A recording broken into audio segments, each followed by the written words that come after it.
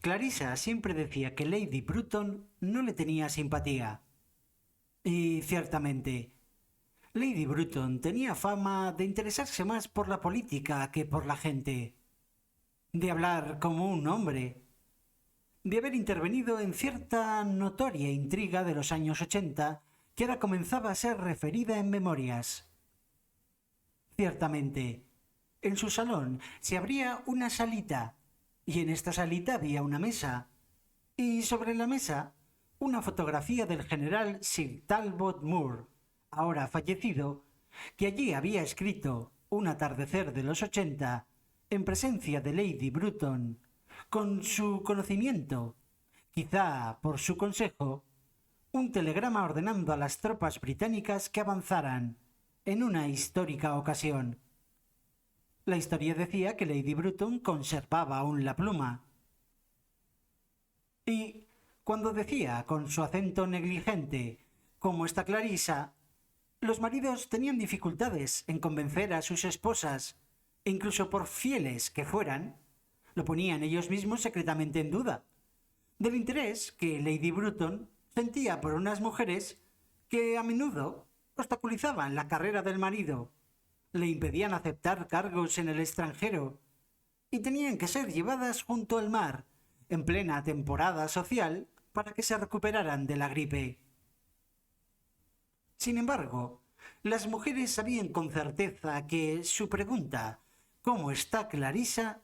Revelaba los mejores deseos, los buenos deseos de una compañera casi silenciosa, cuyas manifestaciones, media docena quizá en el curso de toda una vida, significaban el reconocimiento de cierta femenina camaradería que discurría por debajo de los almuerzos masculinos y que unía a Lady Bruton y a la señora Dalloway, quienes rara vez se veían, y que, cuando se reunían, parecían indiferentes e incluso hostiles mediante un singular vínculo.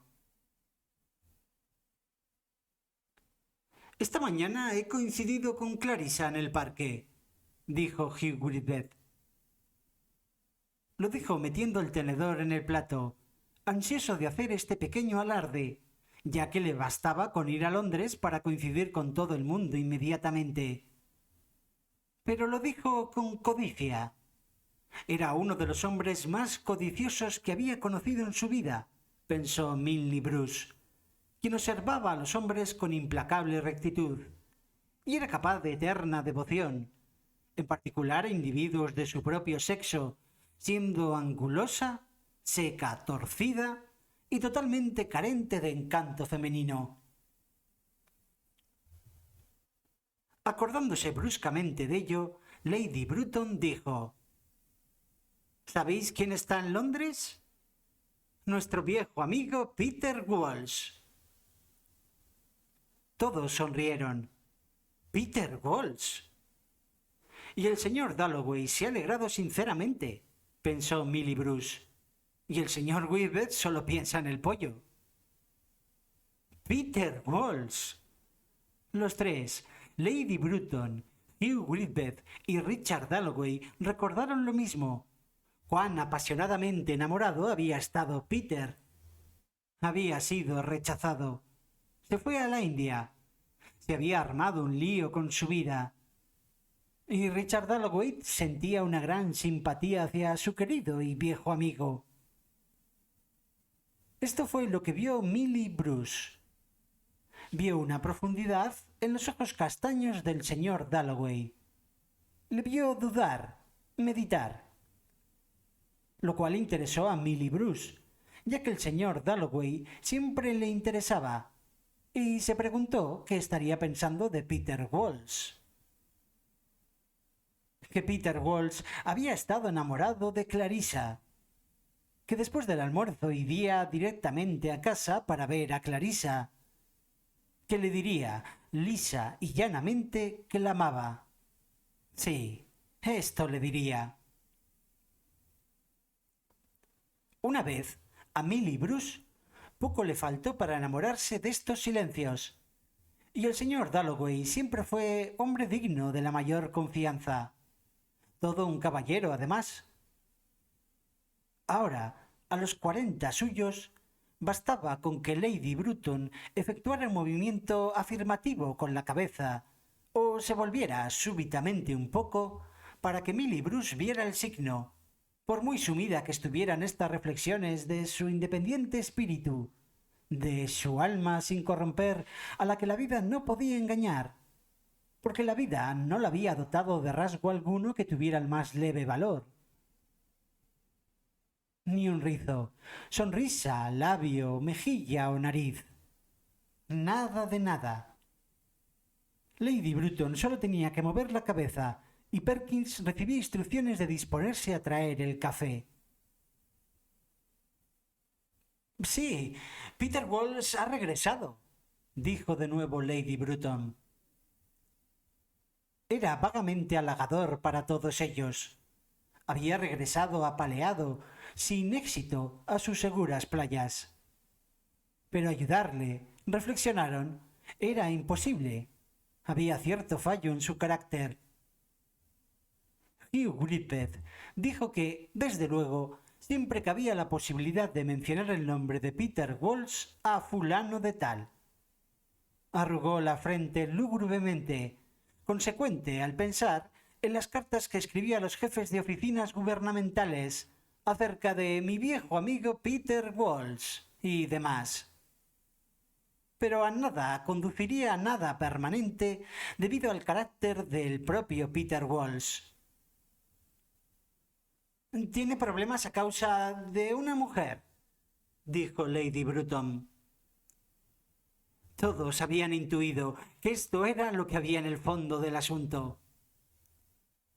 Ansiando dejar el tema, Lady Bruton dijo: «De todos modos, oiremos la historia entera de labios del propio Peter». El café tardaba en llegar. «¿Las señas?», murmuró Hugh Whitbread.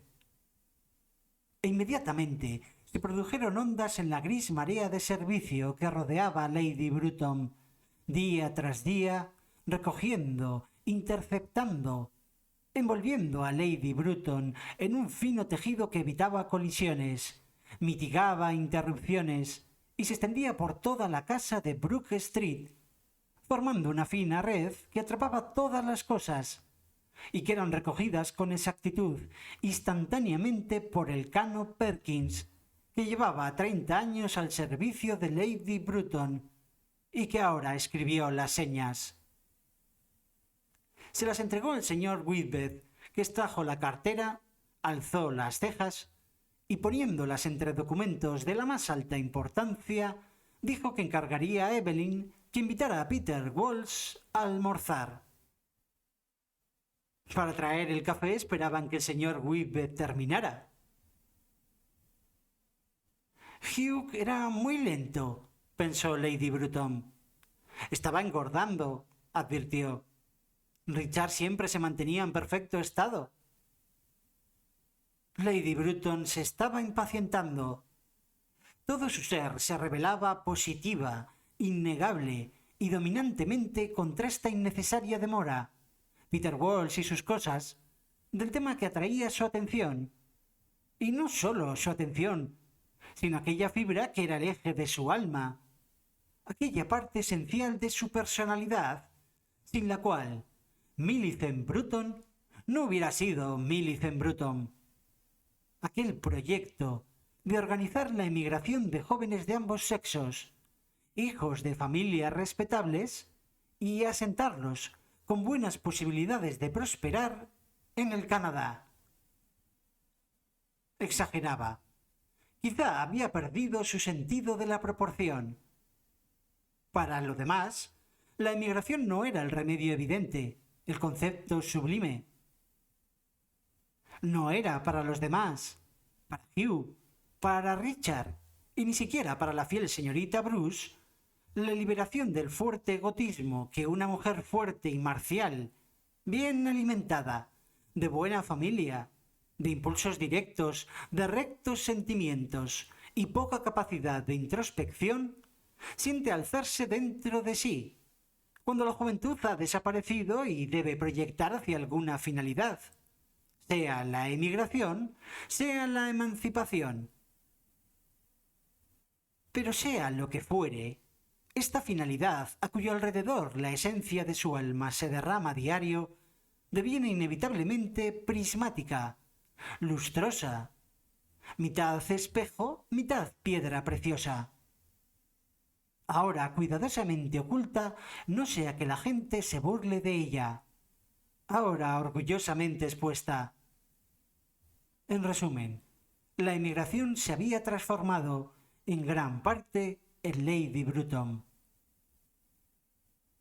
Pero Lady Bruton tenía que escribir, y escribir una carta al Times, solía decir a la señorita Bruce. Le costaba más que organizar una expedición a Sudáfrica, lo cual hizo durante la guerra. Después de una mañana de lucha, de comenzar, de rasgar, de volver a comenzar, solía darse cuenta de la futilidad de su condición de mujer, cual en ninguna otra ocasión la sentía, y agradecida pensaba en Hugh Whitbread, que poseía, y nadie podía negarlo en duda, el arte de escribir cartas al Times. Era un ser totalmente diferente a ella, con gran dominio del idioma, capaz de expresarse cual gusta a los directores de periódicos, y tenía pasiones a los que no se puede calificar sencillamente de codicia. Lady Bruton se abstenía a menudo de juzgar a los hombres, en deferencia a la misteriosa armonía que los hombres, pero no las mujeres, conseguían con respecto a las leyes del universo. Sabían expresar las cosas, sabían lo que se decía. De manera que, si Richard la aconsejaba y Hugh escribía la carta, tenía la seguridad de que no se equivocaba.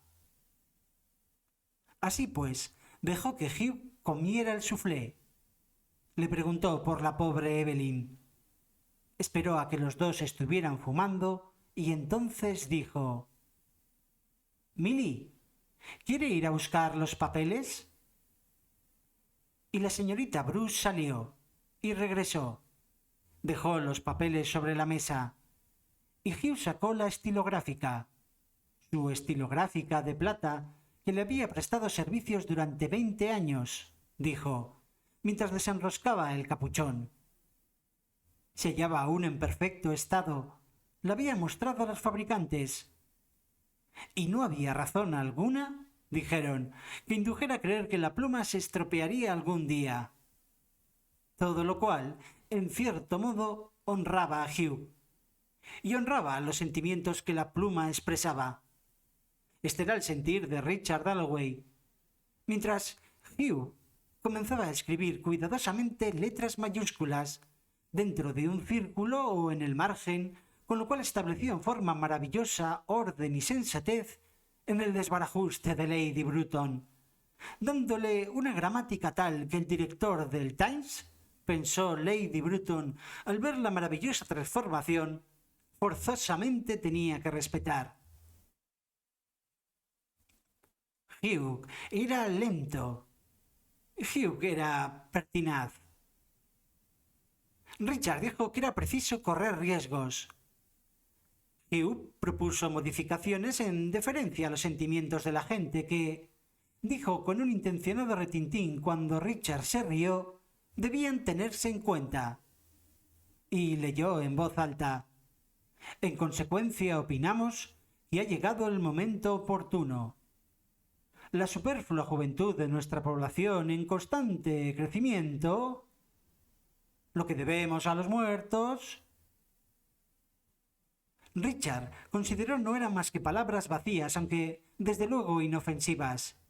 Y Hugh siguió garrapateando sentimientos por orden alfabético de la más alta nobleza, sacudiéndose la ceniza caída en el chaleco y efectuando resúmenes de vez en cuando de los progresos hechos hasta el momento.